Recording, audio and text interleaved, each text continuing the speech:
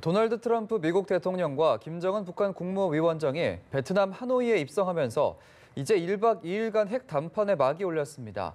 두 정상은 오늘 저녁 친교 만찬을 시작으로 내일 단독 확대 정상회담 등을 열어 하노이 선언을 채택할 것으로 보이는데요. 네, 워싱턴 연결해서 이번 회담의 전망을 짚어보겠습니다. 윤석희 특파원. 네, 워싱턴입니다. 네, 어젯밤 늦게 하노이에 도착한 트럼프 대통령. 출국 전과는 달리 아직 북미 정상회담에 대해 특별한 언급을 내놓진 않고 있는데요.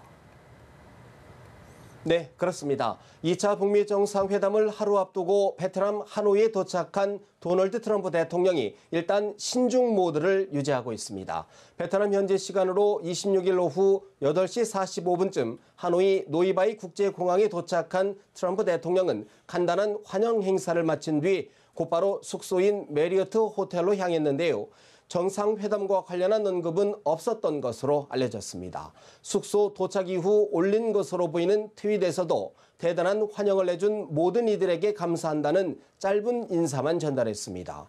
20시간이 넘는 이동에 따른 피로와 향후 한반도 정세는 물론 자신이 정치적 입지에도 중대한 영향을 미칠 북미 정상회담을 앞두고 신중을 기하는 것으로 해석됩니다. 트럼프 대통령은 하노이 도착에 앞서 전용기안에서 실무회담 상황 등을 보고받으며 회담 전략을 가다듬었을 것으로 보이는데요. 북미 협상을 총괄하는 마이크 폼페이오 국무장관과 존 볼턴 국가안보 보좌관은 먼저 하노이에 도착해 막바지 협상을 조율하는 것으로 알려졌습니다. 네, 북미 정상회담 이제 오늘 저녁 만찬 회동을 계기로 사실상 시작이 될 것으로 보이는데 백악관이 오늘 만찬 회동 일정을 공개했다고요? 그렇습니다. 백악관은 베트남 현지 시간으로 27일 오후 6시 30분, 한국 시간으로는 오후 8시 30분 소피텔 레전드 메트로폴 하노이 호텔에서 두 정상이 첫 만남을 갖는다고 밝혔습니다. 트럼프 대통령은 김정은 위원장과 만나 10여 분간 인사와 환담을 한 뒤 오후 6시 40분부터 20분간 통역자만 대동한 채 1대1로 대화할 예정입니다. 오후 7시부터는 친교를 위한 만찬이 1시간 30분가량 진행되는데요. 양측에서 2명의 주요 인사가 배석하는 3+3 형식이 될 것으로 알려졌습니다. 미국 측에서는 마이크 폼페이오 국무장관과 믹 멀베이니 비서실장 대행이 참석할 예정인데요. 북한 측에서는 김영철 부위원장의 참석이 유력한 가운데 나머지 한 명은 누구인지 알려지지 않았습니다. 트럼프 대통령은 김 위원장과 만나기에 앞서서는 응우옌 뿌쫑 국가주석 등 베트남 수뇌부와도 잇따라 회담할 예정입니다. 오늘 만찬 회동은 내일 북미 간 2차 핵담판의 전초전이라고 할 수 있을 텐데요.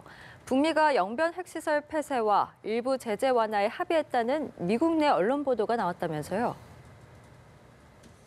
네, 미국 인터넷 매체 복스의 보도인데요. 북한이 영변 핵시설을 폐쇄하고 미국은 남북 경협을 위한 일부 제재 완화, 북미 연락사무소 설치 등에 잠정 합의했다고 전했습니다. 이 매체는 북미 협상 상황에 정통한 2명의 소식통을 인용해 트럼프 대통령과 김정은 위원장의 담판에서 실제 합의 내용은 달라질 수 있다고 전제하면서 이같이 보도했습니다. 또한 한국전쟁의 종료를 상징적으로 알리는 평화선언 체결에도 합의했다고 이 매체는 덧붙였습니다. 아울러 트럼프 대통령이 중요하게 여기는 한국전쟁 미군 유해의 추가 송환에도 합의한 것으로 전해졌습니다.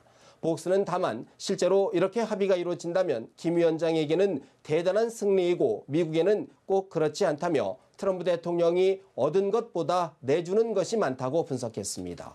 보수 성향의 폭스뉴스는 북미 간 실무 협상에 대해 스티븐 비건 특별대표가 너무 앞서 나가 정부 관료들이 우려하고 있다고 보도했습니다.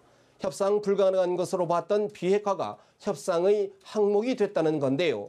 다만 거래를 위한 거래는 원하지 않는다는 게 관료들의 분위기라고 전했습니다. 네, 이번 하노이 정상회담에 대한 미국 내 전문가들의 반응도 궁금한데요.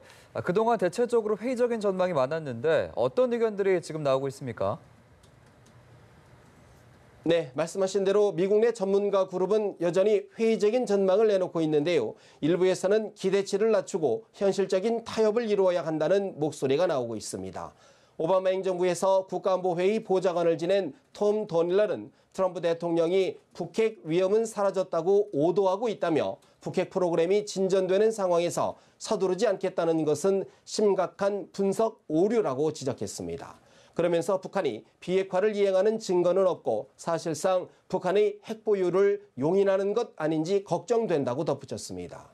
보수 성향의 미국 기업연구소 에벗 슈타드 연구원도 미국이 경제 발전을 내세워 북핵 폐기를 끌어낼 수 있다고 생각하지만 경제 발전은 더욱 큰 핵 위협을 의미한 뿐이라고 부정적으로 평가했습니다.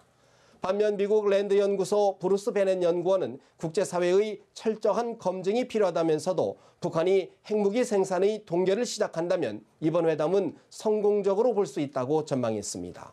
베넷 연구원은 연합뉴스 TV와의 서면 인터뷰에서 북한이 영변 핵시설 가동을 중단하는 것도 부분적인 성공이 될 수 있다고 평가했습니다.